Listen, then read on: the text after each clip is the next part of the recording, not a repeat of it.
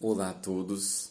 Essa semana nós vamos terminar o Antigo Testamento observando essa questão da sexualidade e da masculinidade bíblica nos profetas menores. Nós vimos Oséias, que é um livro que inteiro fala sobre essas questões, mas aí depois, nos outros profetas, nós temos algumas questões importantes também. A primeira que eu gostaria de observar com vocês está em Amós, capítulo 2, versículo 7, que diz assim: Eles esmagam sobre o pó da terra a cabeça dos fracos e tornam torto o caminho dos pobres. Um homem e seu pai vão até a mesma jovem ter relações, profanando o meu santo nome. Então, aqui em Amós, o livro inteiro vai acusar a nação de Israel de viver numa prosperidade, numa abundância de recursos, num poder grande que acaba sendo opressor para os pobres, explorador demais e que dá àqueles que têm o poder, àqueles que têm os recursos, a ilusão de que podem viver como bem entenderem, inclusive num ato de incesto, como o que foi descrito aqui. Então, o livro inteiro de Amós é um livro que vai denunciar esse comportamento imoral como fruto de uma sociedade rica e que é poderosa.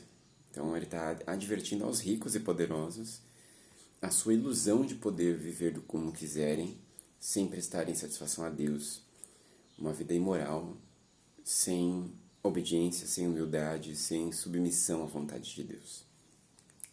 Aí nós vamos lá para Zacarias, que é o penúltimo livro do Antigo Testamento, e a gente tem muitas visões interessantes, mas no capítulo 7 a gente tem um capítulo sobre o jejum, e Deus pergunta para eles, né?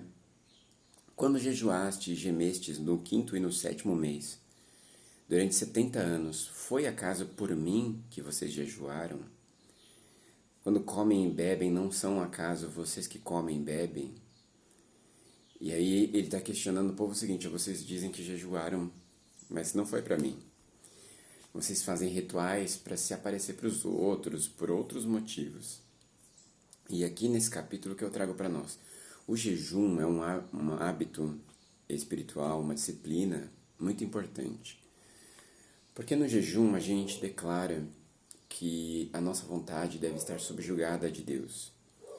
Que eu sacrifico até mesmo as minhas necessidades para buscar, entender e viver a vontade de Deus. Então o jejum, ele é uma das armas mais poderosas para pessoas que vivem na imoralidade ou em qualquer tipo de vício e compulsão, porque o jejum, ele nos ajuda a entender esse sacrifício do que eu quero, do que eu acho que preciso, da minha vontade, pela vontade de Deus, pelo que Deus diz que é importante. E aí, as pessoas costumam fazer jejuns e transformam um jejum num ato de forçar Deus a fazer o que eu quero. E isso é o propósito contrário, né? Então, eu escolhi esse capítulo 7 de Zacarias para lembrar da importância do jejum. Nós devemos jejuar, no sentido, principalmente esse mesmo, que é o principal sentido do jejum, que é o de sacrificar a vontade e a necessidade para se submeter à vontade de Deus, declarar Deus como prioridade em nossas vidas. E isso é uma das principais armas que nós temos para a libertação mesmo da imoralidade. É uma das ferramentas que Deus nos deu para isso. E aí em Malaquias nós temos algumas questões. No capítulo 2 a gente tem o versículo 11, que diz assim: Judá agiu perfidamente. Uma abominação foi perpetrada em Israel e em Jerusalém. Pois Judá profanou o santuário que o Senhor ama, desposando a filha de um deus estrangeiro. Que Deus, Yahvé, suprima para o homem que assim age, o protetor e o defensor das tendas de Jacó e do grupo daqueles que apresentam uma oferta a Yahvé dos exércitos. Aqui ele está falando então É algo que a gente já viu em outro profeta, mas que vale a pena repetir aqui. A gente viu isso em Deuteronômio, outros profetas denunciam isso também, que é o fato de nós termos união conjugal com pessoas que odeiam Deus, que são indiferentes a Deus e que não querem um relacionamento com Deus de jeito nenhum. Então, como que eu vou dividir a minha vida, aquilo que é de mais profundo, né?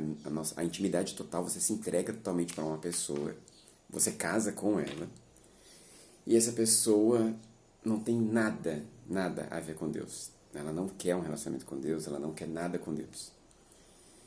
E aí você faz isso, não, meu testemunho vai convertê-la, né? Não faça isso.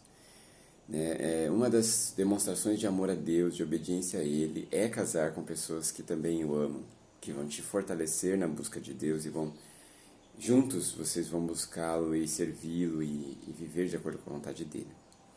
Então é um alerta aqui que Deus está dando, olha, como que vocês fazem isso, né? Se juntam a pessoas que adoram outras coisas e não a mim. E aí na continuação, no capítulo 14, ou no capítulo 2, versículo 14, diz assim: E vocês perguntam por quê? Porque o Senhor é testemunha entre ti e a mulher da tua juventude. Você traiu ela, embora ela seja a tua companheira e mulher da tua aliança. Ele não fez um único ser que tenha carne e sopro vital. O que procura esse único ser? Uma descendência de Deus. Guardai-vos, pois, no que diz respeito às vossas vidas. Não traias a mulher da tua juventude. Por que repudiar por ódio ao Senhor Deus? É estender a violência sobre suas vestes, diz o Senhor dos exércitos. Respeitai, portanto, vossa vida e não cometais traição. Então aqui Deus dá dois alertas, né? Ele diz que odeia o divórcio, ele diz que o povo de Israel é adúltero. Né? Ele fala, vocês estão reclamando por que eu não estou abençoando vocês, por que eu estou cobrando vocês? Pois bem, vocês não respeitam a mulher com quem vocês fizeram uma aliança de casamento na juventude. Então, de novo, uma denúncia contra o adultério.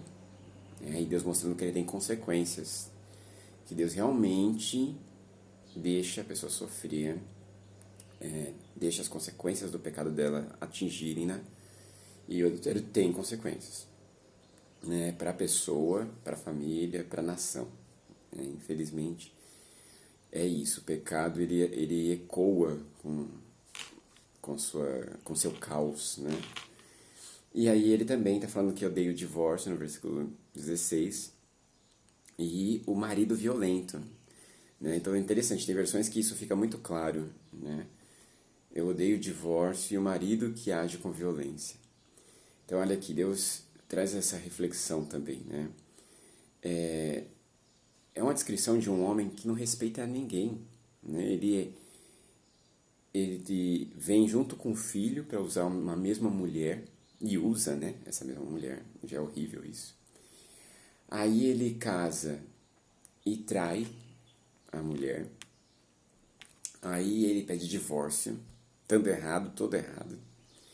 E ainda tem um histórico de violência contra a mulher. Quer dizer, é a descrição do homem horrível, de um homem totalmente ridículo, né, infantil, um homem totalmente sem hombridade.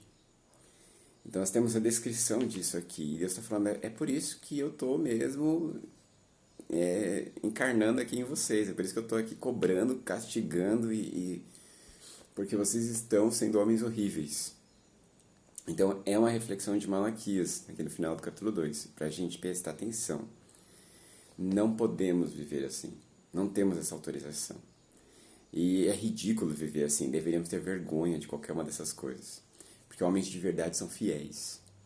Homens de verdade respeitam as mulheres. Homens de verdade jamais agem com violência para com uma mulher.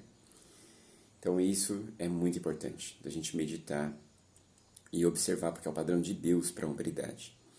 E aí no capítulo 3, versículo 5, ele ainda reforça a questão do adultério, né? Eu me aproximarei de vocês para o julgamento e seria uma testemunha rápida contra os adivinhos, contra os adúlteros, contra os perjuros, contra os que oprimem o assalariado, a viúva, o órfão e que violam o direito do estrangeiro, sem me temer, diz o Senhor dos Exércitos.